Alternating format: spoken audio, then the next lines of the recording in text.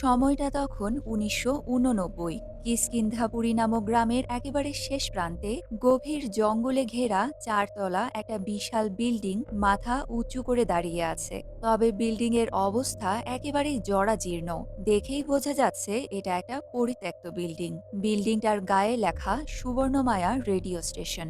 বৃষ্টির এক রাতে একটা বড় মৌমাছি রেডিও স্টেশনের জানালা ভেঙে ভেতরে ঢোকে, আর সাথে সাথে সব লাইট অফ হয়ে যায়। ভেতরে অজয় নামের একটা ছেলে মোমবাতি জ্বালিয়ে বাকি বন্ধুদের কাছে আসে। তারা সবাই মিলে একটা পুরনো রেডিও দিয়ে কি যেন করছে। অজয় বাকিদের বলে, আমার খুব ভয় করছে। আমরা যেটা করেছি সেটা সবাই যদি জানতে পারে তাহলে কি হবে? সবাই যদি এখানে চলে আসে তাহলে? বালি নামের আরেকটা ছেলে বলে, আরে এত চিন্তা করিস না তো, কেউ কিচ্ছু জানতে পারবে না। তারা যখন রেডিওটা চালু করার চেষ্টা করছে তখন হঠাৎ তারা বাইরে কোথাও কাঁচ ভাঙার শব্দ শুনতে পায়। সাথে সাথেই শোনা যায় একটা ছেলে কণ্ঠের বিভৎস গোঙ্গানি ও কান্নার শব্দ।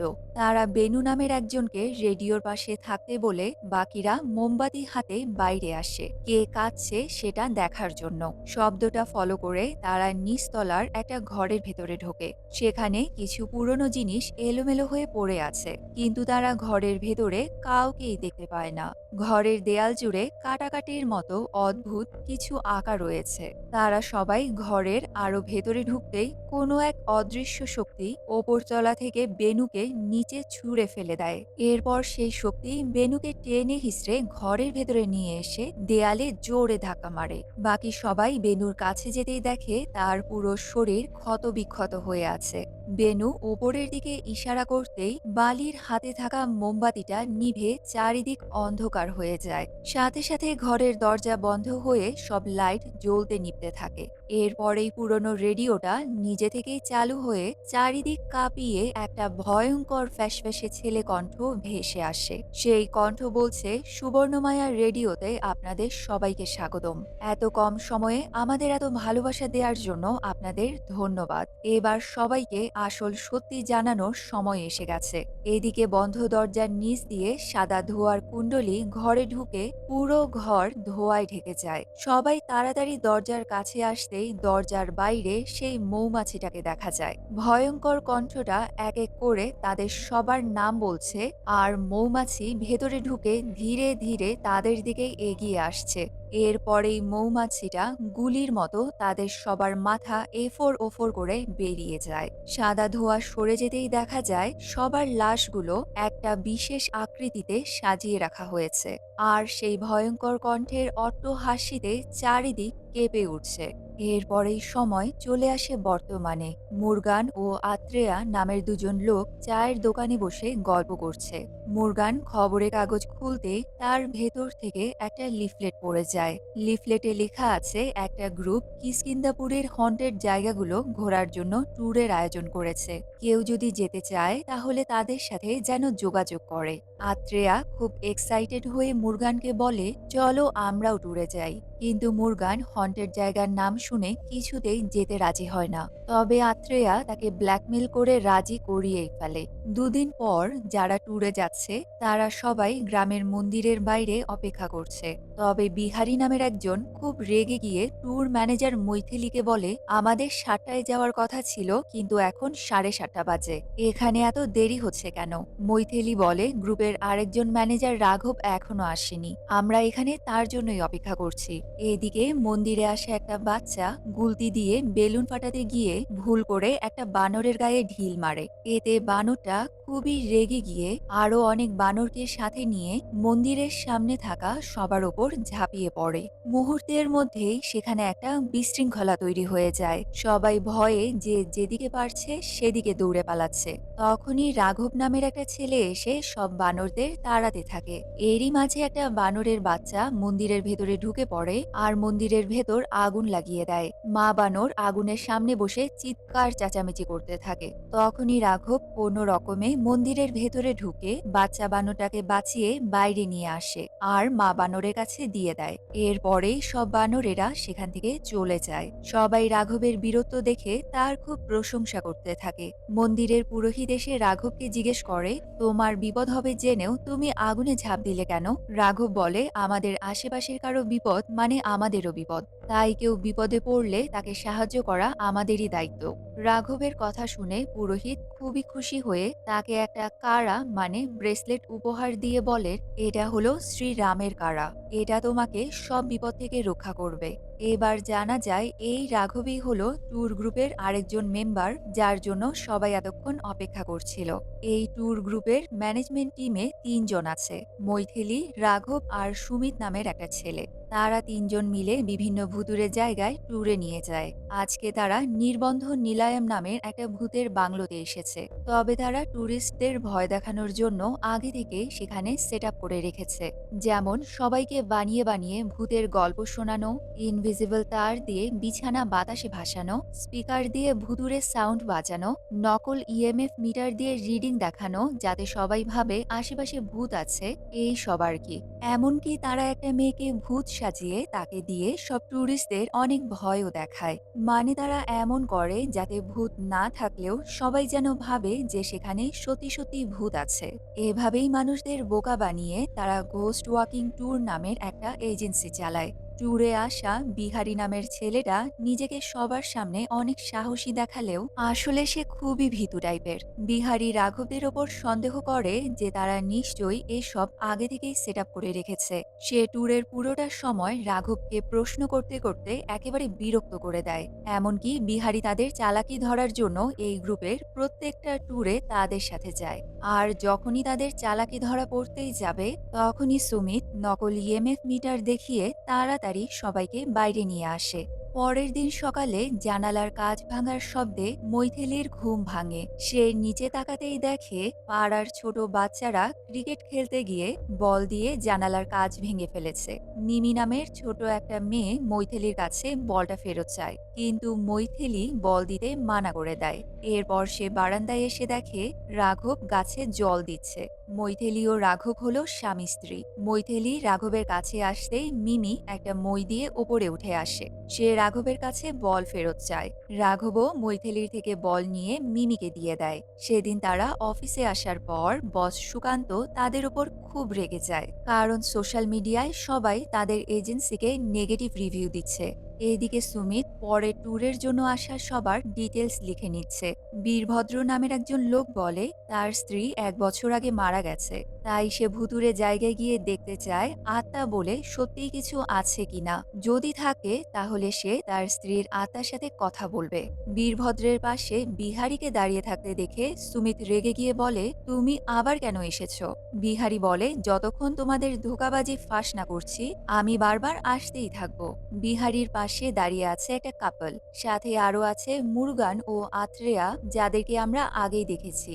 আর আছে আরেকটা মেয়ে। মিমিকে দেখে সুকান্ত বলে, তুমি এখানে কি করছো? মিমি বলে, আমার বাবা মা দেশের বাইরে গেছে আর দাদি এখন ঘুমাচ্ছে, তাই আমি লুকিয়ে রাঘবের সাথে চলে এসেছি। মৈথিলি বলে, ও আমাদের পাশের বাড়িতে থাকে, ও খুবই বুঝদার মেয়ে, তাই ওকে নিয়ে এসেছি, ওর সব দায়িত্ব আমাদের। এরপর সুকান্ত টেবিলের উপরে রাখা একটা কাচের বোল দেখিয়ে বলে, এখানে সব ভুতুরে জায়গার নাম লেখা আছে, তোমরা একটা কাগজ ওঠাবে, যেই নাম উঠবে তোমাদের সেখানেই ট্যুরে নিয়ে যাওয়া হবে। বিহারী আগেই এগিয়ে এসে বোল থেকে একটা কাগজ ওঠায়, তবে মৈথিলি বিহারীর হাত থেকে কাগজটা কেড়ে নিয়ে সেটা খুলতেই তার মুখ ভয়ে একেবারে চুপসে যায়, কারণ কাগজে লেখা আছে সুবর্ণমায়া রেডিও স্টেশন। এটা সেই জায়গা যেখানে মুভির শুরুতেই কোনো অশুভ শক্তি ৬ জন ছেলেকে মেরে ফেলেছিল। সেদিন রাতে তারা সবাই সুবর্ণমায়া রেডিও স্টেশনে যাওয়ার জন্য বেরিয়ে পড়ে। গাড়িতে মৈথিলি আস্তে করে রাঘবকে বলে, আমরা তো ওখানে কোনো প্রিপারেশনই করিনি, তাহলে কিভাবে কি হবে? রাঘব বলে, আরে চিন্তা করো না, ওখানে গিয়ে আমি সবার আড়ালে সবকিছু সেট করে ফেলবো। কিছুক্ষণের মধ্যে সবাই সুবর্ণমায়ার গেটের সামনে পৌঁছে যায়। গাড়ি থেকে নেমে রাঘব সবার হাতে একটা করে টর্চ লাইট দেয়। এরপর সবাই সুবর্ণমায়া রেডিও স্টেশনের বিল্ডিং এর সামনে আসে। দরজায় টর্চের আলো ফেলতেই দেখা যায় দরজা দরজাটা অনেক দড়ি দিয়ে বাঁধা আর অনেক বড় একটা তালা ঝুলছে। দেখে মনে হয় কোনো তন্ত্রমন্ত্র করে দরজাটা বন্ধ করে রাখা হয়েছে। রাঘব এগিয়ে গিয়ে তালাটা স্পর্শ করতেই যেন জঙ্গলের ভেতর কোনো অশরীরী শক্তি জেগে ওঠে। দেয়ালের পাশে ঝুলানো একটা ত্রিশূল দেখে রাঘব সেটা দিয়ে বারবার তালায় আঘাত করতে থাকে। এদিকে বাইরে দাঁড়িয়ে থাকা সবার গা ছমছম করছে। বাতাস হঠাৎ করে কেন যেন ভারী হয়ে উঠেছে। কয়েকবার আঘাত করতেই দরজার তালাটা ভেঙে যায়। রাঘব ধাক্কা দিতেই বিকট শব্দ করে ভারী দরজাটা খুলে যায়।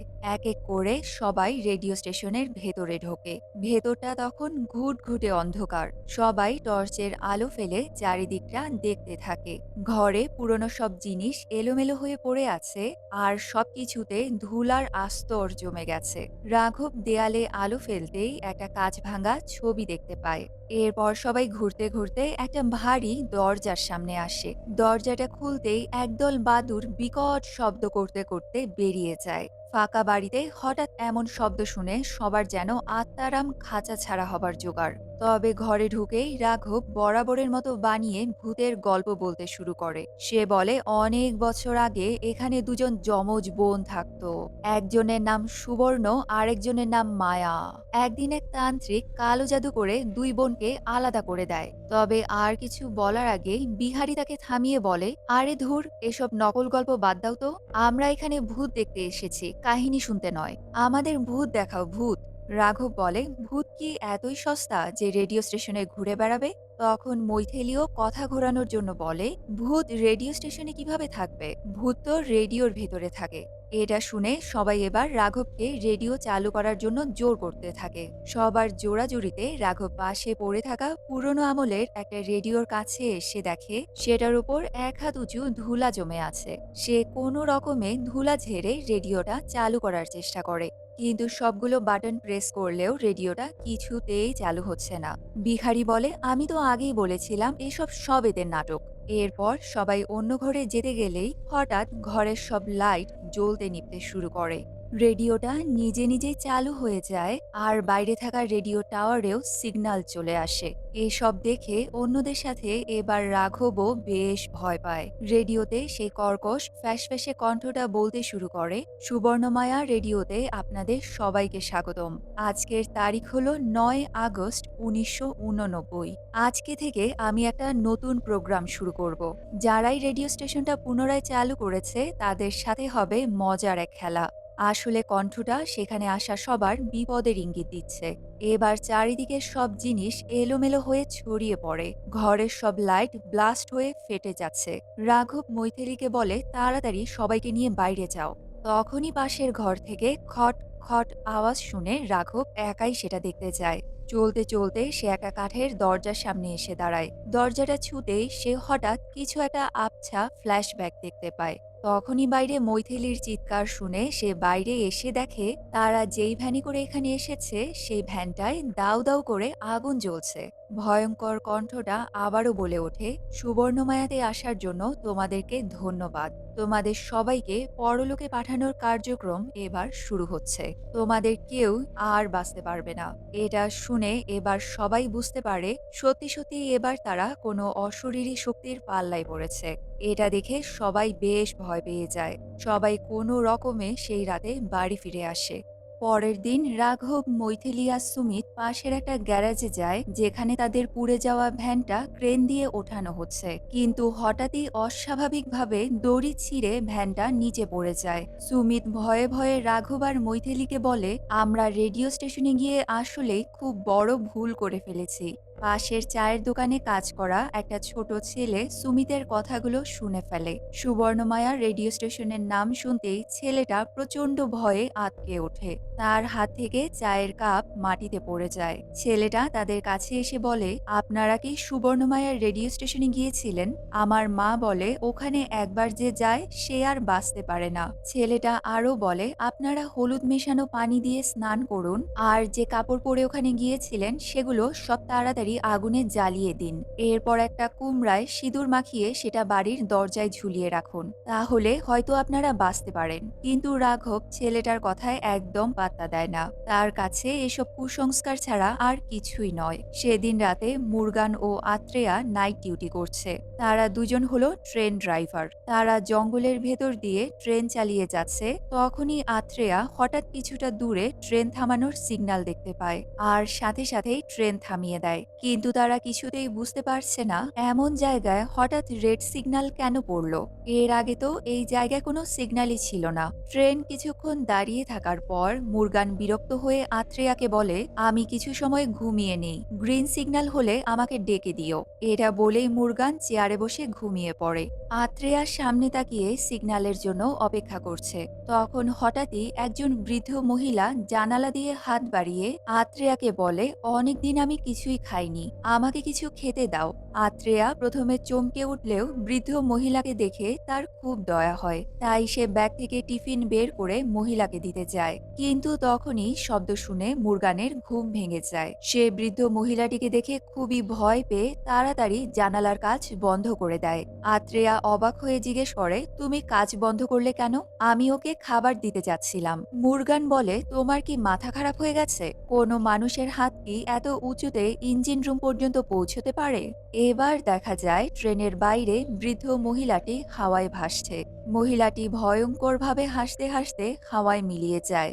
মুরগান তাড়াতাড়ি আত্রেয়াকে ইঞ্জিন চালু করতে বলে, কিন্তু তখনই ট্রেনের রেডিও নিজে নিজেই চালু হয়ে পড়ে। সেই ভয়ঙ্কর ফ্যাসফ্যাসে কণ্ঠটা বলে, এই ট্রেন তার শেষ গন্তব্যে পৌঁছে গেছে। মুরগান ও আত্রিয়ার অনুরোধে এবার একটা গান শোনানো হবে।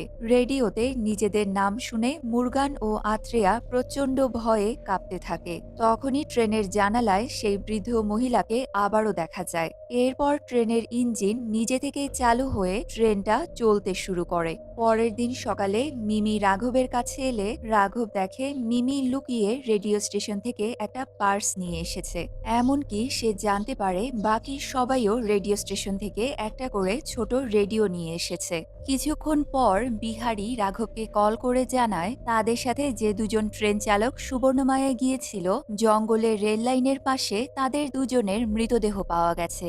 এটা শুনে রাঘব তখনই ঘটনাস্থলে পৌঁছায়। সেখানে মুরগান ও আত্রেয়ার বিকৃত লাশ দুটো এমনভাবে রাখা আছে যেন কেউ মাটিতে স্বস্তিক চিহ্ন এঁকেছে, ঠিক যেমনটা রেডিও স্টেশনের ভেতর সেই 6 জনের লাশ রাখা ছিল।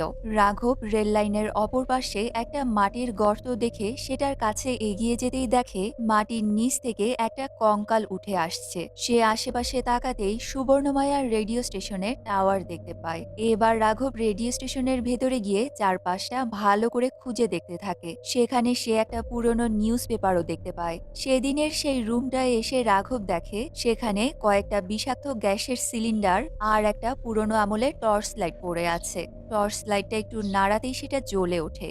রাঘব সেই ঘরের দেয়ালে আলো ফেলতেই দেখে পুরো দেয়াল জুড়ে অসংখ্য স্বস্তিক চিহ্ন আঁকা। এরপর সে টর্চ লাইট আর নিউজ পেপারটা নিয়ে লাইব্রেরিতে আসে। সেখানে 1989 সালের আরেকটা পেপারে সেই 6 জনের মৃতদেহের ছবি ছাপা হয়েছে। বাড়ি ফিরে রাঘব মৈথিলি ও সুমিতকে মুরগান ও আত্রেয়ার ছবি দেখিয়ে বলে, আমার মনে হয় সুবর্ণমায়ার রেডিও স্টেশনে যাওয়ার জন্যই এই দুজনের মৃত্যু হয়েছে। সে লাইব্রেরি থেকে আনা পেপার কাটিংগুলো তাদেরকে দেখায়। এরপর বোর্ডে স্বস্তিক চিহ্ন এঁকে পেপার কাটিংগুলো তার চারপাশে লাগিয়ে রাখে। রাঘব বলে, আমাদের এখন সুবর্ণমায়ার রেডিও স্টেশনের আসল রহস্যটা খুঁজে বের করতে হবে। জানতে হবে কি এমন ঘটেছিল সেই রেডিও স্টেশনে যার জন্য মানুষ সুবর্ণমায়ার নাম নিতেও এত ভয় পায়। তখন হঠাৎই টেবিলে রাখা একটা পুরনো রেডিও ঘর ঘর করে চালু হয়ে যায়, যেটা রাঘব সুভেনির হিসেবে সুবর্ণমায়া থেকে নিয়ে এসেছিল। সেই ভয়ঙ্কর কণ্ঠটা বলে, সেদিন রাতে সুবর্ণমায়াতে 11 জন গিয়েছিল, তাদের মধ্যে 2 জন আগেই মারা গেছে। এবার এক এক করে বাকি সবাই মরবে। এর পরের নাম্বার হলো বীরভদ্র। এটা শুনেই রাঘব তাড়াতাড়ি খবর নেয় বীরভদ্র কোথায় আছে। সে জানতে পারে বীরভদ্র এখন একটা কনস্ট্রাকশন সাইটে আছে। রাঘব তখনই সেখানে যাওয়ার জন্য বেরিয়ে পড়ে। এইদিকে তখন বীরভদ্র কনস্ট্রাকশন সাইটে মদ খেয়ে মাতাল অবস্থায় ছিল। ওপরের ফ্লোর থেকে অদ্ভুত শব্দ আসায় ম্যানেজার বীরভদ্রকে ওপরে গিয়ে চেক করতে বলে। বীরভদ্র সিঁড়ি দিয়ে ওপরে ওঠার সময় তার স্ত্রীর ছবি দেখতে দেখতে বলে, তুমি চলে যাওয়ার পর সবাই বলে আমি নাকি মাতাল। তুমি একবার আমাকে দেখা দাও, আমি মদ খাওয়া ছেড়ে দেব। তখনই একটা মহিলার ছায়াকে বীরভদ্রের পিছু পিছু সিঁড়ি দিয়ে ওপরে উঠতে দেখা যায়। বীরভদ্র ওপরে উঠে টর্চ দিয়ে আশেপাশে খুঁজতে থাকে, কিন্তু কাউকেই দেখতে পায় না। হঠাৎ সে পেছনে তাকাতেই একটা ছায়া বীরভদ্রের পেছন থেকে দ্রুত সরে যায়। এদিকে রাঘব সাইটে পৌঁছতেই দেখে বীরভদ্র বিল্ডিং এর কিনারায় দাঁড়িয়ে কিছু যেন খুঁজছে। রাঘব তাকে বাঁচানোর জন্য বিল্ডিং এর দিকে দৌড় দেয়। হঠাৎ বীরভদ্র দেখে বিল্ডিং এর বাইরে একটা লাল ওড়না বাতাসে দুলছে। সে মন্ত্রমুগ্ধের মতো ওড়নাটা ধরার জন্য ধীরে ধীরে সামনে এগোতে থাকে।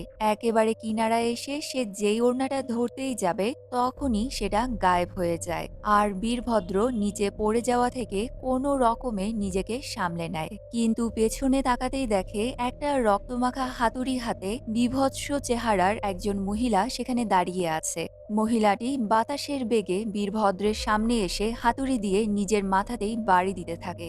বীরভদ্র তার স্ত্রীর এমন ভয়ঙ্কর রূপ দেখে প্রচন্ড চমকে যায়। সে তার স্ত্রীর নাম ধরে ডাকতেই মহিলাটি বীরভদ্রকে ধাক্কা দিয়ে নিচে ফেলে দেয়। রাঘব বিল্ডিং এ পৌঁছানোর আগেই বীরভদ্র মাটিতে পড়ে তার শরীর থেতলে যায়। তার শরীর থেকে গল গল করে রক্ত বের হয়ে মাটিতে স্বস্তিক চিহ্নের আকার ধারণ করে। রাঘব সহ বাকি সবাই দৌড়ে বীরভদ্রের কাছে আসে, কিন্তু ততক্ষণে সে মারা গেছে।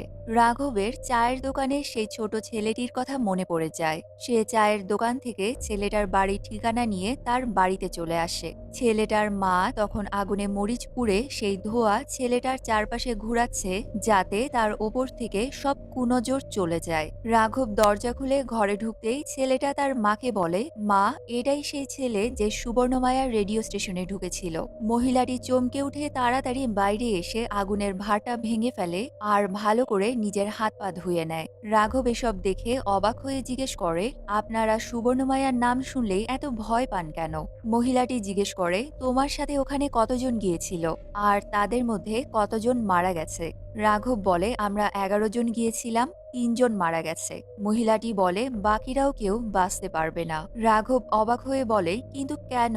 আমাদের কে আর কেনই বা মারতে চাইছে? মহিলাটি বলে, 35 বছর আগে গ্রামে 6 জন তরুণ ছেলে মিলে সুবর্ণমায়ার রেডিও স্টেশন চালু করেছিল। রেডিওতে বেদাবতী নামের একটা মেয়ে কণ্ঠ দিত। তার সুন্দর মিষ্টি কণ্ঠস্বর সবাই মন্ত্রমুগ্ধ হয়ে শুনত। কিন্তু না জানি কি হলো, একদিন বেদাবতী নিজের বাড়িতেই আত্মহত্যা করলো। আর এর কিছুদিন পরে সেই 6 জন ছেলে যারা সুবর্ণমায়া বানিয়েছিল, রেডিও স্টেশনের ভেতর তাদের মৃতদেহ পাওয়া যায়। সেদিন থেকেই রেডিও স্টেশনটা অভিশপ্ত। সেখানে প্রতি রাতে ভয়ঙ্কর চিৎকার শোনা যেত। সেখানে যেই যায় সে কোনো না কোনো ভাবে মারা যায়। তাই গ্রামের সবাই কয়েকজন পুরোহিতকে দিয়ে যজ্ঞ করে রেডিও স্টেশনের দরজা সিলগালা করে দেয়। এরপর থেকেই সেটা পরিত্যক্ত হয়ে পড়ে আছে আর তার আশেপাশেও কেউ যায় না। কিন্তু রাঘব সুবর্ণমায়ার দরজা খুলে দিয়েছে, তাই আবারও মৃত্যুর খেলা শুরু হয়ে গেছে। বাড়ি ফিরে রাঘব মৈথিলি ও সুমিতকেও সব কথা জানায়। তবে সে ভাবছে, আমরা তো সুবর্ণমায়াতে 11 জন গিয়েছিলাম, তাহলে মুরগান, আত্রেয়া আর বীরভদ্রই কেন সবার আগে মারা গেল? কিছু একটা ভেবে রাঘব তাড়াতাড়ি সেদিনের একটা ভিডিও অন করে। ভালো করে খেয়াল করেই তারা দেখে সেদিন সুবর্ণমায়ার দরজা দিয়ে প্রথমে মুরগান, এরপর আত্রেয়া ঢুকেছিল। তাদের পেছনেই বীরভদ্র দরজা দিয়ে ঢুকেছে। রাঘব বলে, তার মানে আমরা যেই সিরিয়ালে সুবর্ণমায়ার দরজা দিয়ে ঢুকেছিলাম সেই সিরিয়ালেই সবাই মারা যাচ্ছে। সে খেয়াল করে এর পরের সিরিয়ালে আছে বিহারী। সে মৈথিলি ও সুমিতকে বলে, আমাদের যে করেই হোক বিহারীকে বাঁচাতেই হবে। তোমরা সবাইকে কল করে তাড়াতাড়ি এখানে আসতে বলো। আর ওরা সুবর্ণমায়া থেকে যে রেডিওগুলো নিয়ে এসেছে সেগুলো সাথে আনতে বলো। আমাদেরকে এখনই কোনো নিরাপদ জায়গায় যেতে হবে।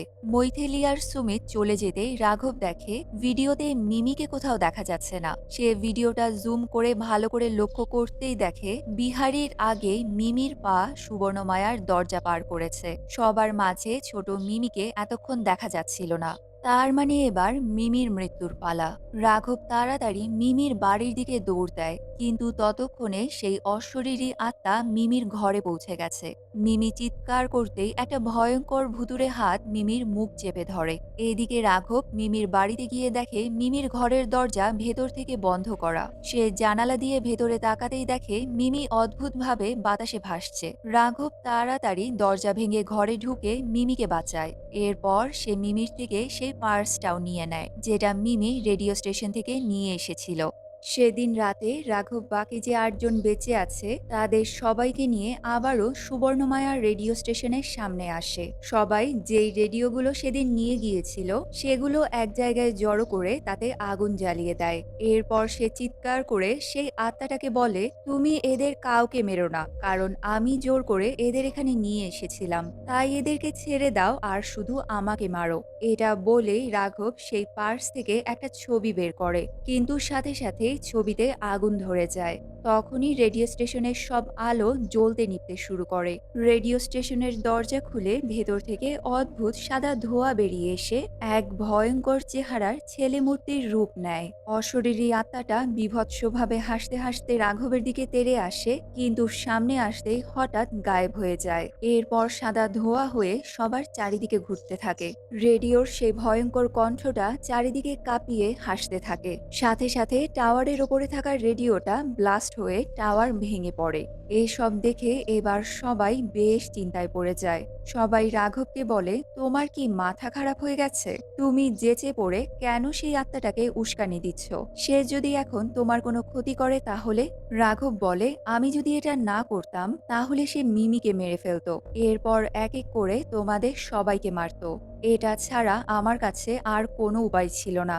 আমি তোমাদের এখানে এনেছিলাম, আমার কারণেই আত্মাটা তোমাদের মারতে চাইছে, তাই তোমাদের বাঁচানোর জন্য আমি সব রকম চেষ্টা করব।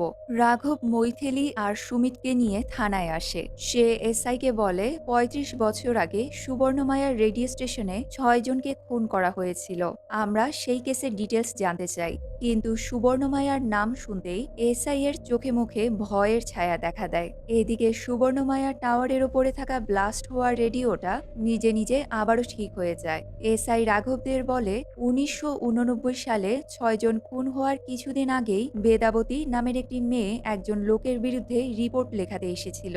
কিন্তু এসআই আর কিছু বলার আগেই থানার সামনে ট্রান্সফরমার ব্লাস্ট হয়ে আগুন ধরে যায়, আর সেই এলাকার কারেন্ট চলে যায়। থানার সবাই তাড়াতাড়ি আগুন নেভাতে বাইরে চলে আসে।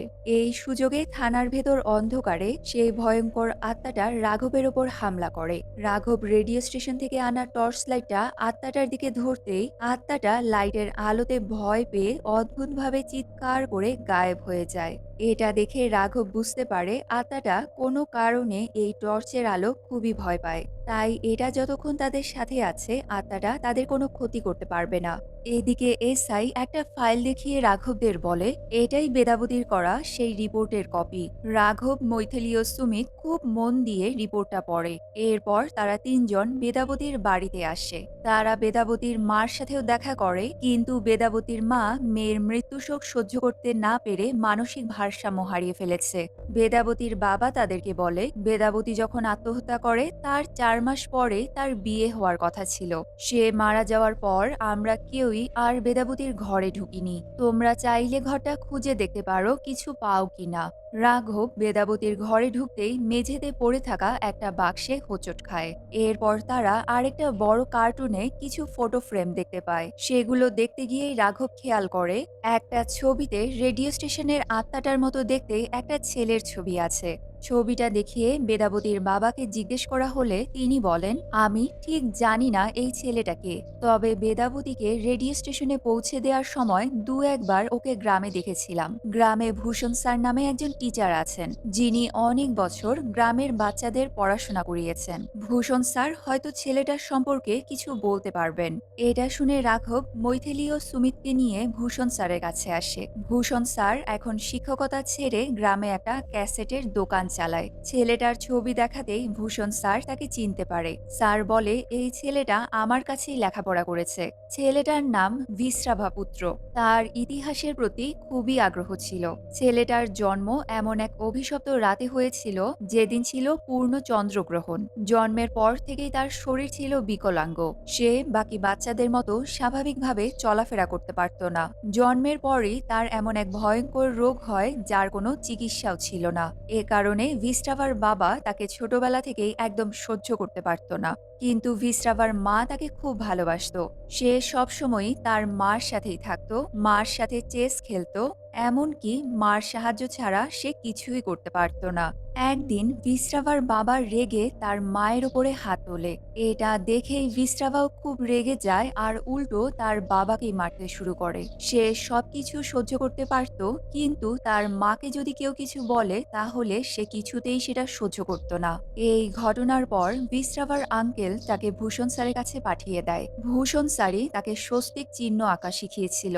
স্বস্তিক চিহ্নটা ভিস্টাভার খুব ভালো লাগতো, তাই সে তার আশেপাশের সব জায়গায় স্বস্তিক চিহ্ন এঁকে রাখত। এভাবেই ভূষণ স্যারের কাছে থেকে ভিস্টাভা ধীরে ধীরে বড় হয়ে ওঠে। একদিন গ্রামে ঘোষণা করা হয় গ্রামের কয়েকজন যুবক ছেলে মিলে একটা রেডিও স্টেশন চালু করবে। তাই রেডিওর জন্য একটা সুন্দর কণ্ঠস্বর দরকার। ছোটবেলা থেকেই ভিস্টাভার কণ্ঠ চিকন ছিল আর তার গলা মেয়েদের মতো শোনাতো। তাই ভূষণ স্যার ও ভিস্টাভার মা তাকে রেডিওর ভয়েসের জন্য অডিশন দিতে বলে। মায়ের কথায় ভিস্টাভা খুবই কনফিডেন্স পায়, তাই সে রেডিও স্টেশনে নিজের ভয়েস স্যাম্পল পাঠিয়ে দেয়। রেডিও স্টেশনের প্রতিষ্ঠাতা সেই ৬ জন বন্ধু ভিস্টাভার কণ্ঠ শুনে একেবারে মুগ্ধ হয়ে যায়। তাই তারা ঠিক করে রেডিও সম্প্রচারের জন্য তারা ভিস্টাভার কণ্ঠকেই ব্যবহার করবে। রেডিওর মাধ্যমে তারা এই খবরটাও গ্রামের সবাইকে জানিয়ে দেয়। এটা শুনে সবাই খুবই খুশি হয়ে ভিস্টাভার অনেক প্রশংসা করতে থাকে। ভিস্টাভার মাও ছেলের এমন সাফল্যে খুবই খুশি হয়। কিন্তু কিছুদিন পরে গ্রামের সব জায়গায় পোস্টার লাগানো হয় যে এখন থেকে রেডিও স্টেশনের জন্য বেদাবতী নামের একটা মেয়ে কণ্ঠ দেবে।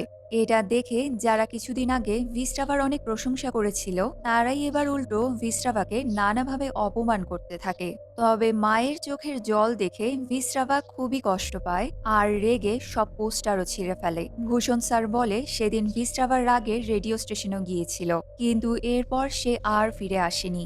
সব শুনে রাঘব ধারণা করে হয়তো সেদিন ৬ বন্ধু মিলে ভিস্টাভাকে কিছু একটা করে ফেলেছে, তাই তার আত্মা সবার উপর প্রতিশোধ নিতে চাইছে। পুরো ঘটনা শোনার পর রাঘব, মৈথিলি ও সুমিত বাড়ি ফিরে যাচ্ছে। তখন হঠাৎই তাদের গাড়ির সাথে একটা কুকুর এসে ধাক্কা খায়। কুকুরটা ছিটকে গিয়ে পাশের কবরস্থানের ভেতরে পড়ে। তারা দৌড়ে কুকুরটাকে বাঁচাতে এসেই দেখে কবরস্থানে একটা কবরে ভূষণ স্যারের ছবি লাগানো আছে। এটা দেখে তো তারা ৩ জনই একেবারে চমকে ওঠে। মৈথিলি জিজ্ঞেস করে, ভূষণ স্যার যদি ২০০৭ সালে মারা যায় তাহলে আমরা এতক্ষণ কার সাথে কথা বললাম? রাঘব হতভম্ব হয়ে বলে, তার মানে ওটা কি ভিস্টাভার আত্মা নিজেই ছিল? সাথে সাথে চারিদিকে ভিস্টাভার আত্মার ভয়ঙ্কর হাসি শোনা যায়, কিন্তু তারা আশেপাশে কাউকেই দেখতে পাচ্ছে না। সবাই নিজেদের বাঁচাতে দৌড়ে কবরস্থান থেকে বের হতে গেলে মৈথিলি একটা পাথরে হোঁচট খায় আর তার হাত থেকে টর্চ লাইটটা পড়ে ভেঙে যায়।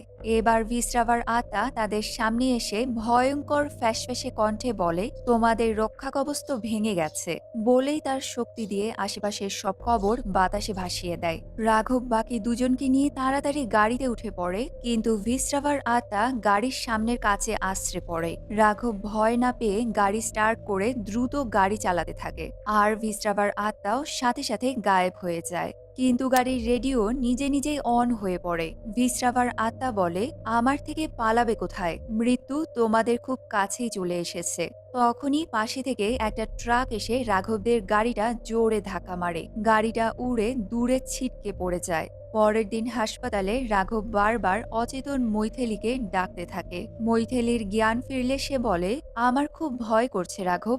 রাঘব বলে, ভয় তো আমারও করছে। আমাদের কারণেই আজ এতগুলো মানুষের জীবন মৃত্যু ঝুঁকিতে আছে। তবে ভয় পেলেও আমি আর চুপ করে থাকবো না।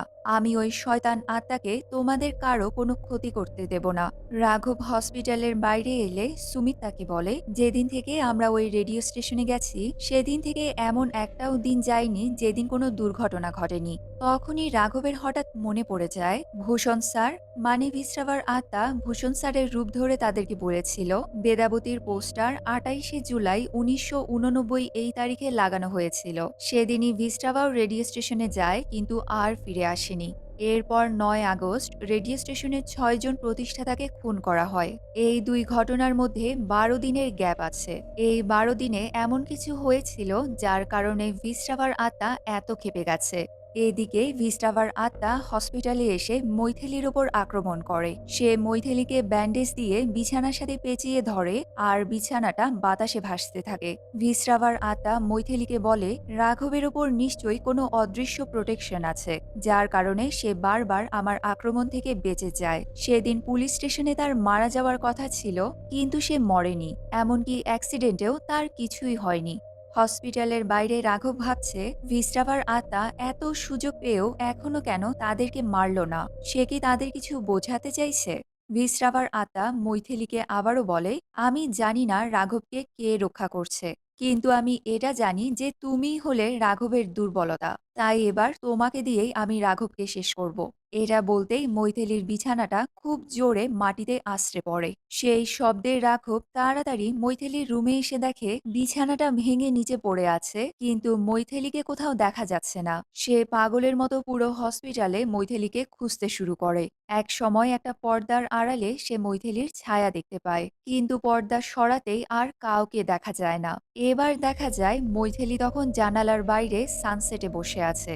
রাঘব পেছনে ঘুরতেই মৈথিলী অদ্ভুতভাবে হাওয়ায় ভাসতে থাকে আর রাঘবের দিকে একটা চাকু তাক করে রাখে। তাকে দেখেই বোঝা যাচ্ছে ভিস্টাভার আত্মা এবার মৈথিলীর শরীরে ভর করেছে। সে ভয়ঙ্কর চিৎকার করে বলে, এবার তোকে কে বাঁচাবে? বলেই সে চাকু দিয়ে রাঘবের উপর আক্রমণ করে। রাঘব কোনো রকমে মৈথিলীর হাত চেপে ধরে। মৈথিলী ধাক্কা দিয়ে রাঘবকে দূরে ছুঁড়ে মারে।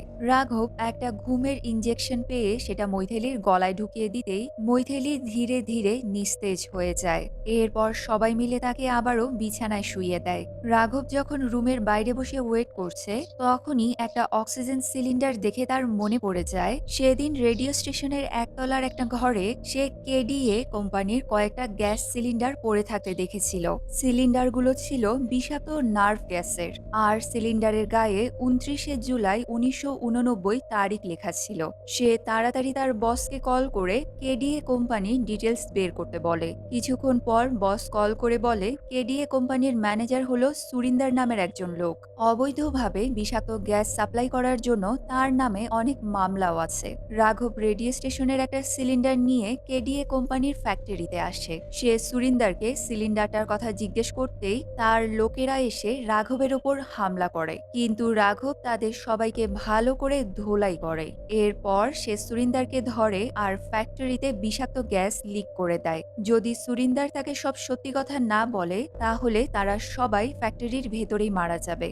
এবার সুরিন্দারের কাছে সব সত্যি স্বীকার করা ছাড়া আর কোনো উপায় নেই। সে আসল ঘটনা বলতে শুরু করতেই আমরা একটা ফ্ল্যাশব্যাক দেখতে পাই। সুরিন্দারের ছোট ভাই বালি তার ৫ জন বন্ধুকে নিয়ে সুবর্ণমায়া রেডিও স্টেশন চালু করে। সে আর বেদাবতী অনেকদিন ধরে একজন আরেকজনকে খুব ভালোবাসত।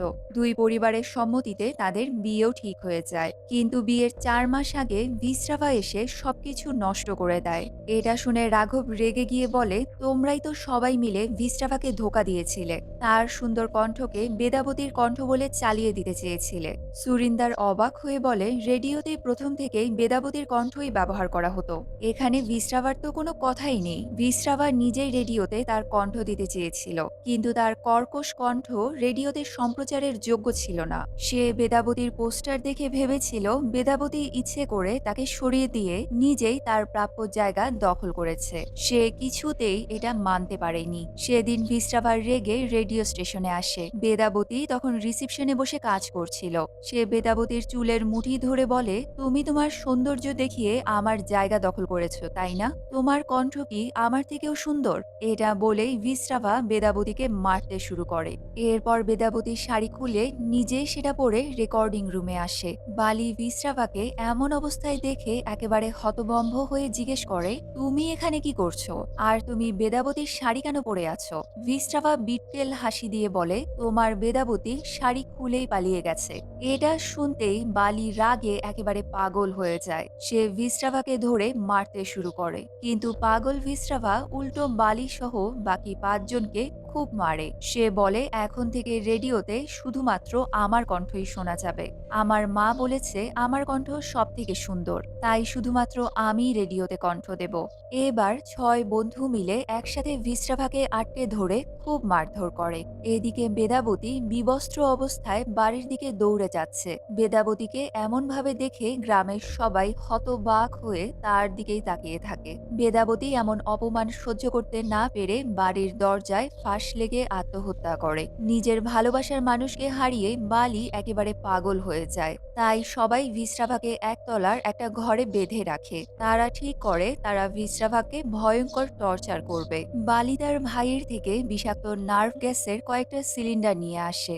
এই বিষাক্ত গ্যাস কারো শরীরে ঢুকলে সে আর ঘুমাতে পারে না। তারা গ্যাস সিলিন্ডার অন করে ভিস্ট্রাভার মুখের ওপর টর্চ লাইটের আলো ফেলে রাখে। এই কারণেই ভিস্ট্রাভার আত্মা এই টর্চ লাইটের আলো এত ভয় পেত। বালি দিনে দিনে গ্যাসের ডোজ বাড়াতে থাকে।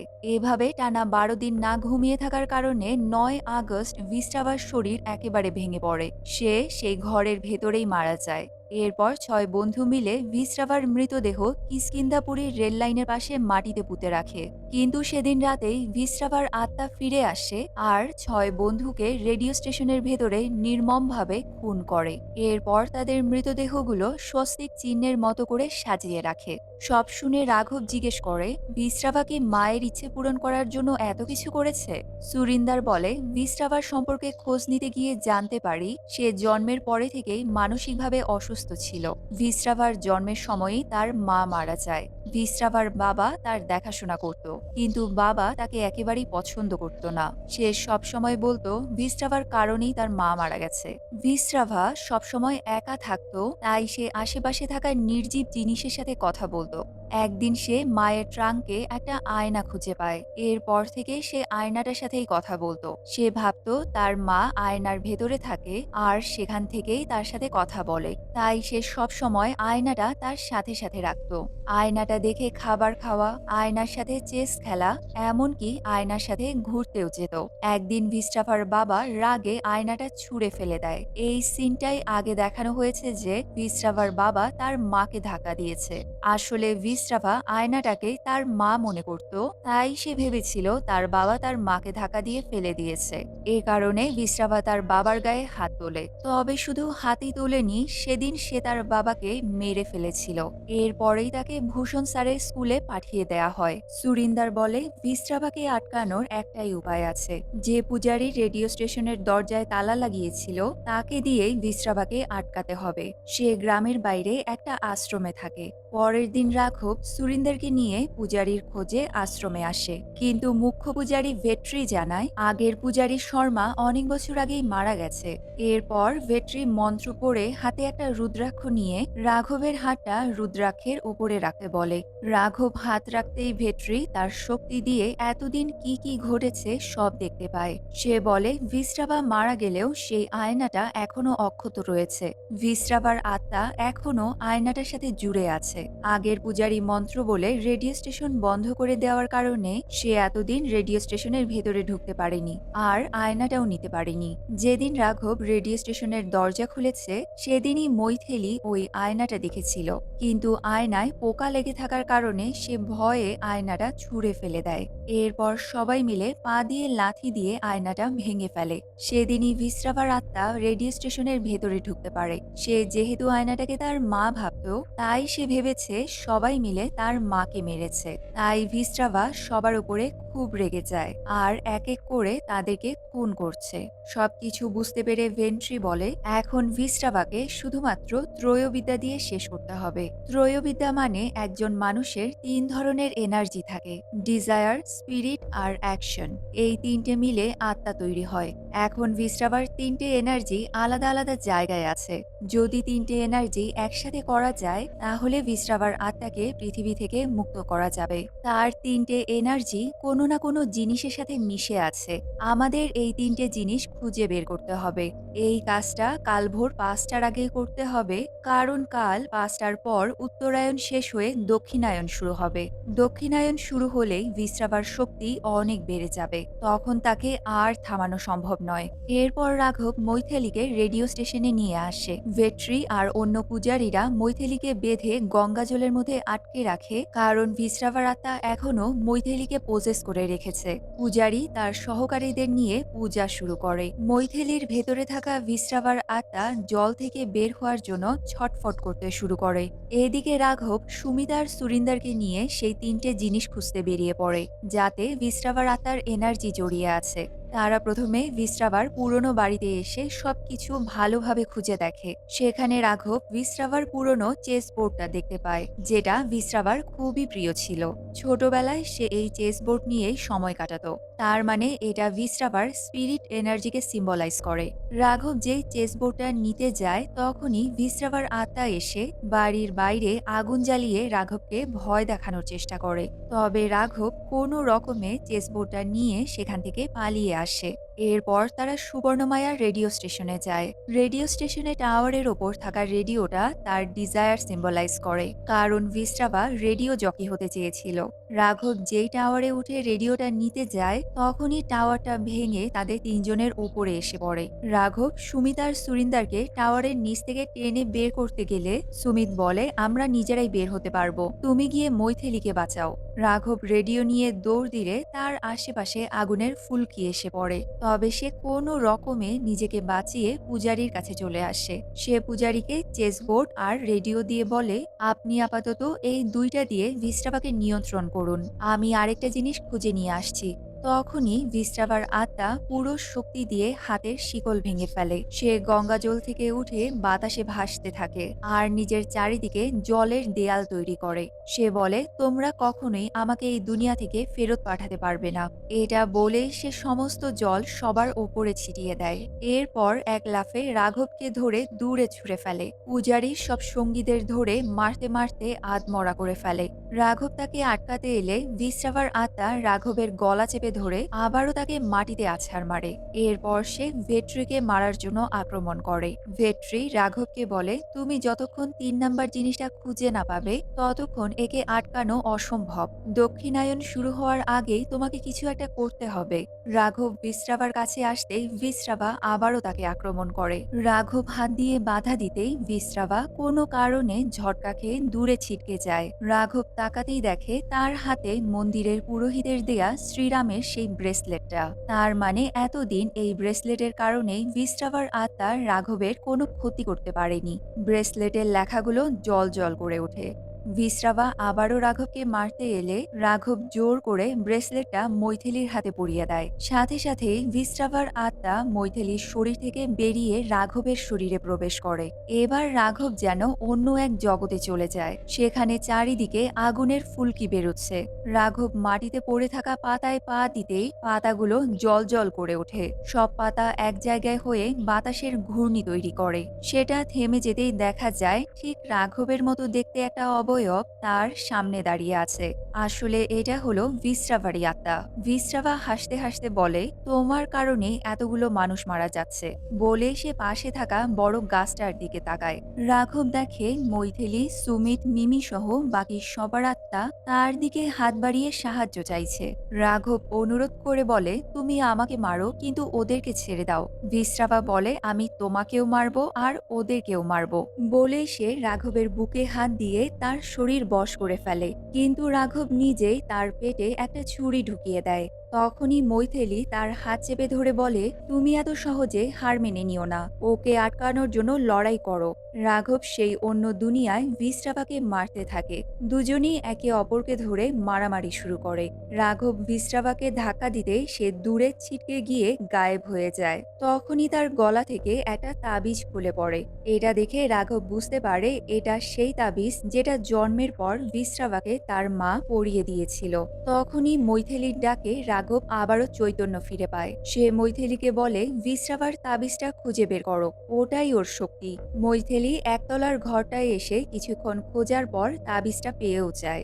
এবার পূজারী তিনটা জিনিস আগুনে ফেলে মন্ত্র পড়তে শুরু করে। সে মন্ত্র বলে রাঘবের শরীর থেকে বিশ্রাবার আত্মাকে বের করে একটা কলসের মধ্যে বন্দি করে রাখে। রাঘব খুবই দুর্বল হয়ে পড়ে যেতে ধরলে মৈথিলী এসে তাড়াতাড়ি তাকে ধরে ফেলে। রাঘব বলে আমি বলেছিলাম না আমি সবকিছু সামলে নেব।